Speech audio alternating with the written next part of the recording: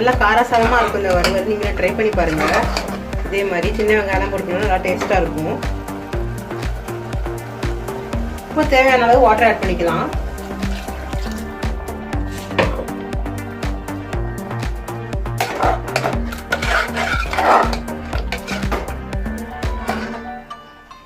இப்போ 4-5 விசில் விட்டுறலாம். விசில் வர வரைக்கும் வெயிட் பண்ணலாம். அவ்வளோதான் ஃப்ரெண்ட்ஸ், விசில் 4-5 விசில் எடுத்தாச்சு. கிரேவி ரெடி ஆயிடுச்சு. பார்க்கவே எவ்வளோ சூப்பராக இருக்குன்னு பாருங்கள். இந்த மாதிரி கிரேவியை உங்கள் வீட்லையும் ட்ரை பண்ணி பாருங்கள். இது பரோட்டா, சப்பாத்தி, ரைஸ்க்கு எல்லாத்துக்கும் சூப்பராக இருக்கும். இதே மாதிரி செஞ்சு பார்த்துட்டு உங்கள் வீட்டில் கமெண்ட்ஸை தெரியப்படுத்துங்க. என் சேனலை சப்ஸ்கிரைப் பண்ண மறந்துடாதீங்க. தேங்க்யூ ஃபார் வாட்சிங் ஃப்ரெண்ட்ஸ். பாய்.